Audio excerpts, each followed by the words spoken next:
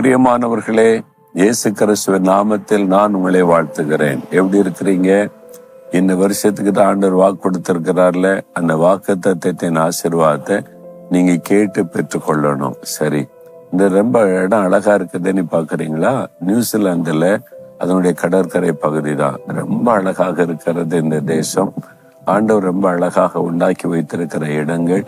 அதை நீங்களும் பார்த்து சந்தோஷப்படணும்னு சொல்லிதான் இங்க நின்று கொண்டு பேசுகிறேன். சரியா? சரி, இன்றைக்கு ஆண்டவர் எனக்கு என்ன வார்த்தை வைத்திருக்கிறார் நினைக்கிறீங்களா? 115 சங்கீதம் 13வது வசனம். கர்த்தர் தனக்கு பயப்படுகிற பெரியோரையும் சிறியோரையும் ஆசீர்வதிப்பார். பெரியோரையும் சிறியோரையும்.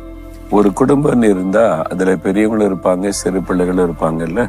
அப்ப சிறு பிள்ளைகளுக்கு ஒரு ஆசீர்வாதம் வேறு, பெரியவங்களுக்கு ஒரு ஆசீர்வாதம் வேறு. சிறு பிள்ளைகளுக்கு நல்ல ஆரோக்கியம் இருக்கணும். அடிக்கடி சிக்காயிரக்கூடிய சூழ்நிலை இருக்குல்ல, ஆரோக்கியம் இருக்கணும். பிள்ளைகளுக்கு ஞானம் வேணும். பிள்ளைகளுக்கு ஒரு திறமைகள் பெருகணும், தாளந்துகள் பெருகணும். அவங்கள ஆண்டவர் ஆசீர்வதிக்கணும். பிள்ளைகளுக்கு ஒரு ஆசீர்வாதம்.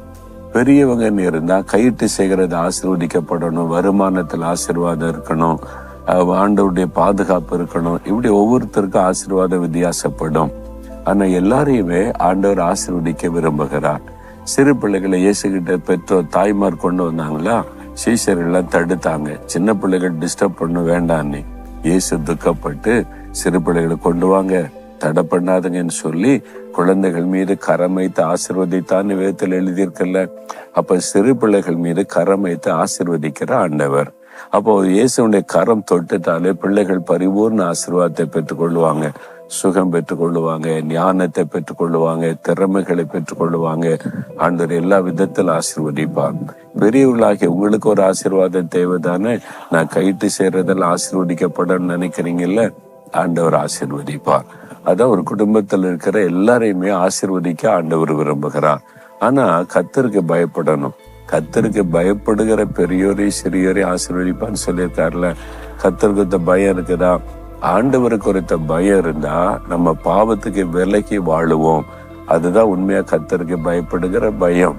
அப்ப ஆண்டவருக்கு பிரியமில்லாதெல்லாம் செய்து கொண்டு கர்த்தருக்கு நான் பயப்படுறேன்னு சொன்னா அது பொய்யான காரியம்.